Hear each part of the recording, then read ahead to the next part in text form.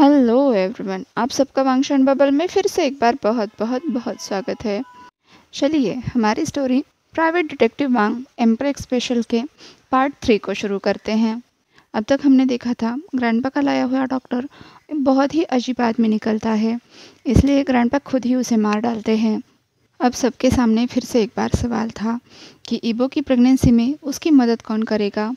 क्या अब उनके पास उम्मीद की कोई किरण नहीं है? तभी जंगल से आवाज़ आती है, हाँ तुम्हारे पास है। ग्रैंडपा शाओ तुरंत जहान और इबो के सामने प्रोटेक्टिवली खड़े हो गए और उन्होंने ज़ोर से चिल्लाकर कहा, कौन है वहाँ? तुरंत बाहर आओ, अपने आप को दिखाओ। फिर जब वो एंटिटी उनके सामने आई, जहान और इबो को अपनी आंखों पर यकीन नहीं हुआ। उसकी बिल्कुल सफ़ेद त्वचा थी, दूध के जैसे, और उतने ही सफ़ेद बाल, बिल्कुल हीरे जैसी चमकती नीली आंखें। वो एंटिटी उनके सामने ऐसे आई जैसे उसने अपना एक चोगा हटाया हो। उस क्रीचर ने कहा, मुझसे डरो मत, मैं तुम्हें चोट नहीं पहुंचाऊंगी। मैं तो यहाँ तुम्हारी मदद के लिए आई हूँ। जिस तरह के एल्व्स अब तक इबो ने टीवी पर या फिर कई चित्रों में देखे थे, ये बिल्कुल उससे मेल खा रही थी। क्या मैं सपना देख रहा हूँ? इबो बड़बड़ाया। वो बार बार अपनी आंखें मसलने लगा। फिर से आंखें खोलने के बाद भी वो एल्फ वही मौजूद थी। उल्टा वो इबो की तरफ हाथ बढ़ाकर मुस्कुरा रही थी। उसके हाथ में एक क्रिस्टल था। देखने पर तो वो छोटी सी लकड़ी की तरह लग रहा था। इबो ने पूछा, ये क्या है? तो उस एल्फ ने कहा, ये तुम्हारे बेबीज़ के प्रोटेक्शन के लिए है।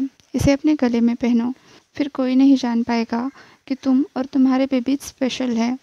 जहान ने पूछा, पर आप हमारी मदद क्यों करना चाहती है? वो एल्फ मुस्कुराते हुए इबो की तरफ बढ़ी। जहान और ग्रैंडपा शाओ ने उसे इबो के करीब तो आने दिया, पर दोनों भी किसी भी हादसे के लिए बिल्कुल तैयार खड़े थे। उसने आगे बढ़कर इबो के पेट पर हाथ रखा और तुरंत मुस्कुराते हुए बोली, बिल्कुल, यहाँ पर 2 हार्ट्स हैं, बहुत स्ट्रांग। हालांकि वो तो कुछ हफ्तों के ही है। अब उसने इबो का हाथ लेकर इबो के पेट पर रखा और उसके हाथ में पड़ा क्रिस्टल उसने इबो के दूसरे हाथ में दिया।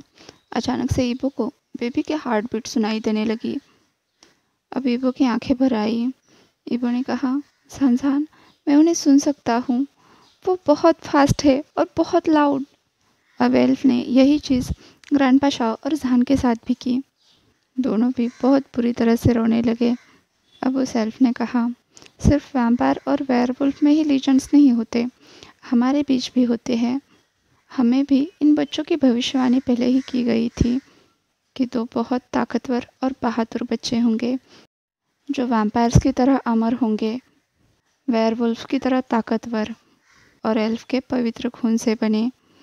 ये बेबीज़ सारी दुनिया को जोड़ कर रखेंगे, सबके बीच अमन फैलाएंगे। उनकी वजह से वैम्पायर, वेयरवुल्फ और एल्फ साथ में रहेंगे, शांति से, और एक दूसरे की ताकत बनेंगे। वो एल्फ मुस्कुराई। फिर उसने अपने बैग में से 2 छोटे से शूज़ निकाले। वो इबो के हाथ में दिए। फिर किसी तरह का पाउडर निकाला और उस डॉक्टर की डेड बॉडी पर डाला। तुरंत ही डॉक्टर की डेड बॉडी गायब होने लगी और कुछ ही देर में हवा में घुल गई, जैसे कि वहाँ पर कुछ भी नहीं था। अब फाइनली उन तीनों ने उस एल्फ को अपने घर में जगह दी। वो बिल्कुल बच्चों की तरह सब चीज़ों को देखकर पूछ रही थी कि ये सब क्या है, जैसे कि टीवी और सेलफोन। रोज़मर्रा की चीज़ों के बारे में भी उसे कुछ भी पता नहीं था। इसे पता चल रहा था कि वो पहली बार इस दुनिया में आई है। तब इबो के मन में सवाल आया, फिर उस एल्फ को उनकी भाषा कैसे आती है? तो उस एल्फ ने बताया कि उनकी दुनिया में भी कई सारे इंसान आते जाते रहते हैं। उन्हीं से उन्होंने इंसानों की भाषा सीखी है। बिल्कुल एक बच्चे की तरह पूरे घर का दौरा करने के बाद वह एल्फ इबो के साथ उसके कमरे में आई। इबो अब बेड पर लेट गया तो उस एल्फ ने इबो के पेट पर हाथ रखा। फिर इबो के सर पर थपथपाते हुए बोली, बच्चे बहुत सेहतमंद हैं और वो सब कर रहे हैं जो उन्हें स्टेज पर करना चाहिए। वो बिल्कुल नॉर्मल है। इबो ने पूछा, क्या हमें कुछ बातों में खास ख्याल रखने की ज़रूरत है? तो उस एल्फ ने पूछा, क्या तुम किसी खास चीज़ के बारे में पूछ रहे हो? अगर तुम ठीक से खा पी रहे हो और आराम कर रहे हो तो मुझे नहीं लगता तुम्हें किसी चीज़ की परेशानी होनी चाहिए। तो ईवो ने कहा, वेल जहान और मैं, क्या हम एक साथ रह सकते हैं? मतलब कि हम सो सकते हैं साथ में? हम दोनों एनिमल्स हैं, हम कोई भी चीज़ आराम से नहीं कर सकते। मतलब फ्लावर सेक्स? तो उस औरत ने पूछा, फ्लावर सेक्स ये क्या होता है? ईवो ने कहा, मतलब मेरा बस बेड पर सो जाना और जहान का सब कुछ करना बहुत ध्यान से और तुरंत ख़त्म कर देना। तो सेल्फ ने कहा, ओह अब समझे तुम क्या कहना चाहते हो। ईवो ने कहा, मुझे और जहान को सेल्फ ने कहा, तुम एनिमल हो और तुम्हें वाइल्ड रहना पसंद है। हाँ, ईवो ने कहा। तो सेल्फ ने कहा, जहाँ तक मुझे पता है कोई भी अपना ट्रू नेचर नहीं छोड़ सकता। तुम जैसे हो वैसे ही रहो। अगर बेबीज़ को कोई खतरा है तो मैं तुम्हें बता दूंगी। ठीक है, शुक्रिया, ईवो ने कहा। अब वो सोचने लगा, हम अभी कह नहीं सकते कि हम पूरी तरह से एल्फ पर भरोसा करते हैं या नहीं। जहाँ तक हमने एल्फ के बारे में सुना था, पढ़ा था, वो सब बहुत अलग था। पर हाँ, ये उस डॉक्टर से तो ज़्यादा भरोसेमंद है। पर चलो, हमें इन्हें एक मौका तो देकर देखना चाहिए कि ये हमारा भरोसा आगे भी रखती है या नहीं। आगे 1 महीना और बीत गया। ईवो शॉक की स्टेज से पूरी तरह से उभर गया और अब वो अपनी प्रेगनेंसी को खुले दिल से एंजॉय करने लगा। जहान ने अब पूरे परिवार को ईवो की प्रेगनेंसी के बारे में बताया, साथ में ईवो के रिश्तेदारों को भी। और ग्रैंडपा शाओ की तो बात ही अलग थी। वो जैसे ही जहान और ईवो के पास रहने आए, उन्होंने वहीं पर डेरा जमा लिया। अब वापस चाइना जाने का उनका कोई प्लान नहीं था। उन्होंने पूरी ज़िंदगी बहुत सारी जिम्मेदारियां संभाली थी और अब वो रिटायर होना चाहते थे। और रिटायरमेंट के लिए जहान और ईवो के पास रहने से ज़्यादा बेहतर ऑप्शन कौन सा होगा, जहाँ पर कुछ ही दिनों में उनके परपोते भी आने वाले हैं। उनके यहाँ रहने के पीछे बस ये एक वजह नहीं थी, वो जहान और ईवो का ध्यान रखना चाहते थे। जो उस डॉक्टर ने जहान और ईवो के बारे में बताया, उसके बच्चों के बारे में बताया, उसके बाद ग्रैंडपा शाओ किसी पर भी भरोसा नहीं करना चाहते थे।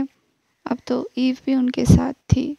ईव उसी एल्फ का नाम था जो ईवो के सामने आई थी उसकी प्रेगनेंसी में मदद करने के लिए। ईवो को रह रहकर ऐसा लगता था कि ईव के साथ उसका कोई तो रिश्ता है, वरना ऐसे ही उसका दिल उस पर भरोसा कैसे करने लगा। ईव भी बहुत ही जल्दी इंसानी दुनिया के साथ अडाप्ट हो गई। कुछ ही दिनों बाद वो भी चेंज हो गई और बिल्कुल इंसानों की तरह दिखने लगी। इंसानी रूप में वो 50 साल से भी ऊपर थी, जिसके घुंघराले बाल थे और मुस्कुराने पर उसके चेहरे पर बहुत सारी झुर्रियाँ पड़ती थी। वो सिर्फ ईवो की प्रेगनेंसी में उसका ख्याल नहीं रखती थी, ना ही ईवो के बेबीज़ पर ध्यान रखा करती थी। वो घर के कामों में भी उसका हाथ बटाती थी। साथ ही उसने ईवो को एल्फ लैंग्वेज की ट्यूशन देना भी शुरू कर दिया था। इन 4 हफ्तों में ईवो को एक बार भी ऐसा नहीं लगा कि ईव यहाँ पर गलत इरादों से आई है। वो बहुत ही शांत और खुले दिल वाली थी। टीवी पर कार्टून्स देखकर खुश हो जाया करती थी और हॉरर मूवीज से बहुत बुरी तरह डरती थी। और जब उसने पहली बार ट्राउजर्स पहने थे, वो बिल्कुल बत्तख की तरह पैर फैलाकर चल रही थी, जैसे कि उसके पैर अटक गए हो और अब हिल नहीं सकते। पर जो कुछ भी हो, ईव थी तो बहुत प्यारी। इसके बाद ईवो को वुल्फ के बीच एक अजीब ट्रेडिशन के बारे में पता चला। जहान का पूरा पैक ईवो को बधाई देने के लिए आया। उनके परिवार में कुछ नए सदस्य जो जुड़ने वाले थे और पूरे चांद की रात को वो सभी घर के आंगन में इकट्ठा हुए। सभी लोग वुल्फ में ट्रांसफॉर्म हुए और एक साथ हाउलिंग करने लगे, जैसे कि वो बेबी के आने की खुशी मना रहे हो। उन्होंने अभी जन्म भी नहीं लिया था, पर हाँ, उनका एक परिवार बन गया था। ईवो को उनकी हाउलिंग बिल्कुल एक गाने की तरह लग रही थी, जिसके अंदर बहुत सारे अर्थ छिपे हो। एक तरफ तो वो अपने वारिस के आने की खुशियाँ मना रहे थे, पर दूसरी तरफ वो पूरी दुनिया को चिल्ला चिल्ला कर ये कह रहे थे कि उनके बीच कुछ नए सदस्य जुड़ गए हैं, जिनके आने से उनकी खुशी कितनी गुना बढ़ गई है। साथ ही वो दुश्मनों को भी इत्तला कर रहे थे कि अब उनके पैक की तरफ वो टेढ़ी नज़र से नहीं देख सकते। और अगर कोई ऐसा करता है तो उसे बिल्कुल नहीं बख्शा जाएगा। वहाँ पर एक बहुत बड़ी फायर प्रिपेयर की गई थी। हाउलिंग सेरेमनी ख़त्म होने के बाद वो सभी उस फायर के करीब बैठे। फिर उनके फैमिली की हिस्ट्री बुक निकाली गई। अब जहान को उसमें लिखना था कि उन्हें इस प्रेगनेंसी के बारे में कब पता चला। अब वो बुक पूरे पैक में सबके हाथ में गई। उसमें सभी को उन ट्विंस के लिए कुछ ना कुछ लिखना था। शायद ये कोई सवाल हो सकता था, कोई अपने मन की बात उनसे कहना चाहता था, कोई ब्लेसिंग्स देना चाहता था। वो सभी अपने अपने मैसेज उन बुक्स में लिखने वाले थे। दोनों बच्चों के लिए अपनी अपनी खुद की किताब थी। फिर उन दोनों किताबों को बॉक्स में भरकर ईबो और जहान की प्रॉपर्टी में गाड़ दिया जाने वाला था, इस उम्मीद से कि उन बच्चों को खेलते कूदते हुए किसी दिन वो बॉक्स मिल जाएंगे और तब उन्हें उनके परिवार की और उनके प्यार की अहमियत समझेगी। फिर जहान के ब्यूटीफुल वाइट पर पेंट कर दिया गया अलग अलग तरह के सिंबल, जो जहान और ईबो की खुशकिस्मती, उनकी कामयाबी और बच्चों की सेहत के लिए दुआ कर रहे थे। और ग्रैंडपा शाओ ने ईबो और जहान को 2 नेकलेसेस भी गिफ्ट किए, जिनमें डायमंड के पेंडेंट्स लगे हुए थे। साथ में उनके बच्चों को भी बस बच्चों के पेंडेंट्स प्लैटिनम के बने हुए थे और सभी के पेंडेंट पर फैमिली क्रेस्ट भी एनग्रेव किया गया था। बस इतने में ही उनके गिफ्ट ख़त्म नहीं हुए। बेबी के क्लोथिंग से लेकर उनके क्राइब तक सब कुछ उन्हें तोहफे में मिला। शायद अगले 1 साल तक उन्हें बेबीज़ के लिए कुछ भी खरीदने की ज़रूरत नहीं पड़ेगी, ना ही बेबी रूम के लिए कुछ भी शॉपिंग करनी पड़ेगी। सभी लोग उस फायर के अराउंड बैठे थे, गा रहे थे, हंस रहे थे, गप्पे लड़ा रहे थे और in all family time enjoy कर रहे थे। तभी अचानक से फॉरेस्ट से 4 एल्फ निकल कर आए, 2 आदमी और 2 औरतें। उन्होंने कुछ भी नहीं कहा, बस वो फायर के बगल में बैठ गए चुपचाप। वो भी आग पर अपने हाथ सेंक रहे थे। साथ में उन्होंने ईबो के हाथ में कुछ गिफ्ट भी थमा दिए, छोटे छोटे लकड़ी के बने हुए एनिमल्स, 2 हैंडमेड ब्रेसलेट्स, बेबी के हाथ से सिए हुए कपड़े और एक हैंड प्रिंटेड पिक्चर बुक भी। फिर उन्होंने जहान को एक भाला भी गिफ्ट किया और बताया कि ये फैमिली के लीडर को दिया जाता है ताकि वो अपने फैमिली को प्रोटेक्ट कर सके। उस शाम को पहली बार वेयरवुल्फ, एल्व्स और ईबो जो वैम्पायर था, तीनों स्पीसीज साथ बैठी थी और सभी लोग एंजॉय कर रहे थे। अब सभी लोग धीरे धीरे शराब के नशे में मदहोश होने लगे, यहाँ तक कि एक एल्फ ने पूरी तरह से शराब में धुत होने के बाद जहान के कज़न के साथ डांस भी किया और साथ में उनकी भाषा में गाने भी गाए। उसकी धुन तो बहुत प्यारी थी, पर ईव के अलावा और कोई भी नहीं समझ पा रहा था। बिल्कुल आधी रात को फॉरेस्ट से एक और एल्फ निकल आया। जिस तरह से वो चल रहा था और उसने कपड़े पहने थे, ऐसा लग रहा था वो बहुत स्पेशल होगा, और हुआ भी कुछ ऐसा ही। वो कोई और नहीं, खुद एल्फ का राजा था। वो भी ईबो को ब्लेसिंग्स देने आया था, बिल्कुल अपने एल्फ वे में। उसने ईबो के हाथ में एक गोल्डन क्रिस्टल रखा, जो उसके हाथ में आते ही ग्लो करने लगा। तब एल्फ ने बताया कि ये गोल्डन क्रिस्टल हमारे लिए बहुत प्रीशियस गिफ्ट होता है। इसका मतलब है कि अब से तुम रॉयल फैमिली के प्रोटेक्शन में हो। और इस क्रिस्टल का एक और फ़ायदा भी है, इससे तुम्हें एक दिन के लिए एल्फ की पावर्स मिल जाती है, जिसे तुम ज़रूरत पड़ने पर इस्तेमाल कर सकते हो। अब राजा ईबो और जहान से कुछ बोलने लगा और ईव उनके लिए ट्रांसलेट करने लगी। राजा ने कहा, हमारी फैमिली में बहुत सारा खून बह चुका है, पर इस बात को काफ़ी साल बीत गए हैं। जो बीत गई सो बात गई। अब हम तुम्हारे साथ एक नया शांति समझौता करना चाहते हैं, ताकि हमारे स्पीसीज में हमेशा के लिए शांति बनी रहे। अब से एल्फ और ह्यूमंस अलग अलग नहीं रहेंगे, अब से हम एक बनकर रहेंगे, बिल्कुल दोस्तों की तरह। 3 अलग अलग स्पीसीज़ के अंदर इतना भी भेदभाव नहीं हो सकता। हम अब भी अच्छे दोस्त बनकर रह सकते हैं। अब जहान और ईबो ने राजा के सामने बो किया। जहान ने कहा, ये तो हमारी खुशकिस्मती है कि आप हमारी तरफ दोस्ती का हाथ बढ़ाना चाहते हैं। हमारे घर में आपका हमेशा स्वागत है और इन तोहफ़ों के लिए आपका बहुत बहुत शुक्रिया। हमें बेहद खुशी है कि हमारे सबसे ज़्यादा खुशी के मौके पर आप हमारे साथ जुड़े। हमारे साथ सेलिब्रेट किया।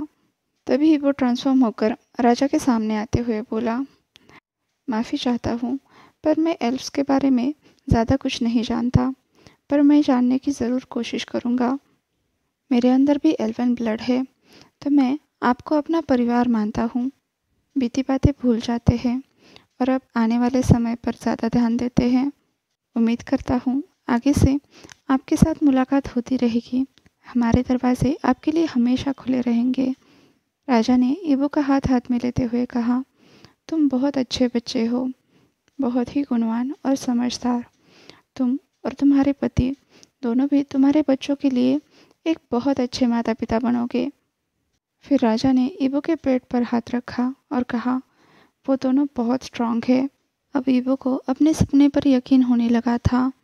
अब एल्फ किंग ने उस फायर में कुछ हर्ब्स डाले, जिससे वहाँ पर सफ़ेद धुआं उठने लगा। उस धुएं में दो छोटे छोटे क्रीचर्स दिखाई दिए। वो बिल्कुल गमी बियर की तरह दिख रहे थे, पर हाँ, उनकी धड़कनें ईबो को सुनाई दे रही थी। तभी ईबो ने पाया कि वो दोनों सिर्फ उसे ही नहीं, सभी को दिखाई दे रहे हैं। सभी को उनकी धड़कनें भी सुनाई दे रही है। कुछ ही पलों बाद राजा उस फॉरेस्ट में फिर से एक बार गायब हो गया, साथ में वो धुआं भी। उन सब की पार्टी सुबह तक चलती रही, पर ईबो को नींद आ रही थी, तो वो जहान की गोद में सर रख कर सो गया। फिर जहान ईबो को अपनी गोद में उठाकर बेड पर ले गया। अब ईजान ईबो के पास आया, जो अब बूढ़ा हो रहा था। आज के लिए बस इतना ही। आपसे कल मिलती हूँ, तब तक के लिए अपना ख्याल रखिए। वीडियो पसंद आया हो तो लाइक, शेयर और कमेंट कर दीजिए। और हाँ, अभी तक चैनल को सब्सक्राइब नहीं किया है तो सब्सक्राइब भी कर दीजिए। और वांगशान बबल में खुश रहिए। Thank you.